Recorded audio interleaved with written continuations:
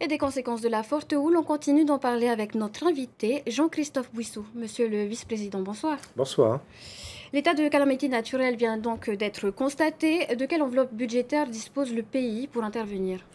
Nous avons au niveau du budget une inscription annuelle qui est aujourd'hui de 400 millions de francs et qui peut être augmentée par simplement une modification rapide du budget et qui permettra de couvrir l'ensemble des dépenses issues soit de la reconstruction, par exemple, des logements, des aides en matériaux qu'on va pouvoir fournir aux familles, quelles que soient les familles.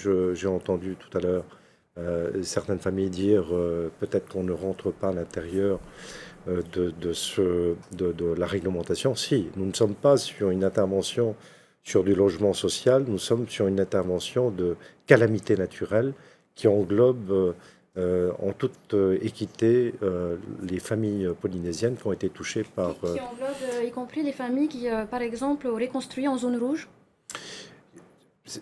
Il nous faut intervenir. On l'a fait déjà par le passé. Rappelez-vous en 2017, lorsqu'il y a eu les grosses crues des rivières, nous avons aidé les familles à reconstruire leurs maisons ailleurs, dès l'instant où les familles, évidemment, l'acceptent.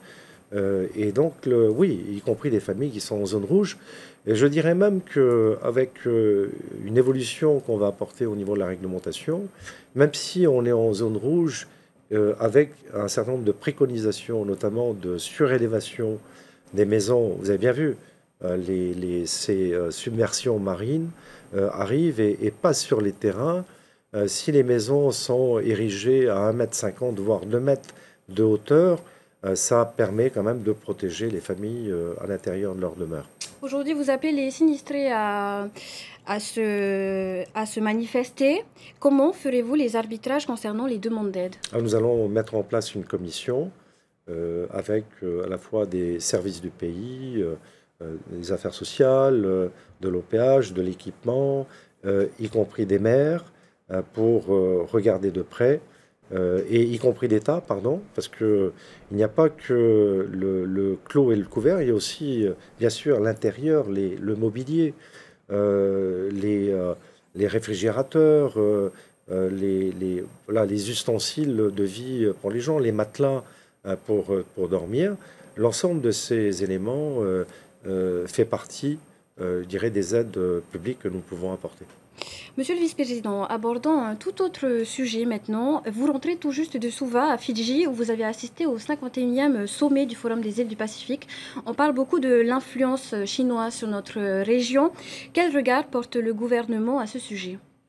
Vous savez, on a l'impression aujourd'hui qu'on rentre un peu dans un changement de paradigme avec le conflit en Ukraine et l'invasion russe dans ce pays et cette tension qui cristallise quelque part les blocs ouest avec les alliés, l'Europe, les États-Unis et puis la Russie, vient se mêler aussi une tension entre la Chine et l'ensemble de ces grands pays, et je pense surtout aux États-Unis, qui a fait une intervention pendant la réunion du forum. Et justement, les États-Unis ont annoncé leur retour en force dans la zone avec l'ouverture de 2 ambassades, le lancement d'une stratégie nationale pour la zone, mais aussi le versement de près de 68 milliards de francs pour l'agence des pêches du Forum. Comment percevez-vous cela? Voilà, juste pour en terminer quand même sur la première partie, sur la manière dont on perçoit ces conflits, je crois que notre position aujourd'hui, qui est la position qui est défendue quand même par la France, c'est d'éviter de recristalliser et renoyauter les forces au sein de la zone Indo-Pacifique. Il ne faut pas que l'on rentre dans une certaine forme d'escalade à l'encontre de la Chine.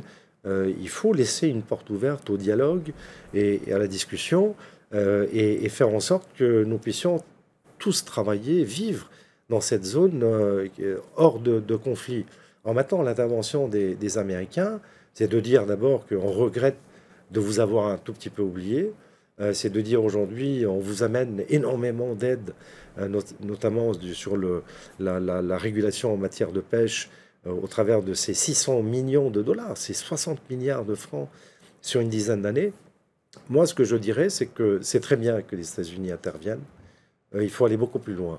Ce n'est pas uniquement une affaire de pêche, de préservation, c'est une affaire de conditions de vie, y compris des populations. Et c'est ce que j'ai eu l'occasion de dire aux chefs d'État, l'Australie, la Nouvelle-Zélande, et y compris les autres États du Pacifique, c'est de dire qu'il faut maintenant que les États-Unis, comme d'autres pays, s'impliquent largement plus pour améliorer les conditions de vie des populations et pas uniquement sur un intérêt militaire. Justement, à ce propos, les îles vulnérables ont demandé des mesures urgentes et immédiates. Comment peut-on répondre aux besoins les plus urgents en la matière? Alors, les besoins urgents sont très vastes. Il y a des besoins urgents, par exemple, sur le phénomène, je dirais, de réchauffement climatique. C'est le cas, par exemple, de Kiribati, malheureusement, qui vient de quitter le forum. Enfin, avant que je ne parte de Suva hier, j'ai compris qu'il y avait une volonté maintenant d'essayer de réparer un tout petit peu ce lien qui s'est cassé avec le forum, et nous sommes toujours très ouverts à ces aides en faveur de ces pays. À Kiribati, c'est clairement la situation de ces populations demain. Une vulnérabilité au regard de l'augmentation, enfin de l'élévation du niveau des océans et des gens qui doivent trouver à se réfugier quelque part ailleurs. Le Premier ministre du PNG, c'est-à-dire de Papouasie-Nouvelle-Guinée, a très clairement dit, nous sommes, nous, prêts à accepter, nous avons énormément de terres montagneuses, nous pouvons accepter, y compris ces populations qui sont en situation de vulnérabilité. Vous voyez, c'est la solidarité finalement entre nous au sein du forum qui permettra à nos populations de pouvoir survivre demain, hormis simplement des intérêts financiers que l'on voit aujourd'hui. Merci, Monsieur le Vice-président, pour ces éléments de réponse et d'avoir accepté notre invitation. Merci à vous.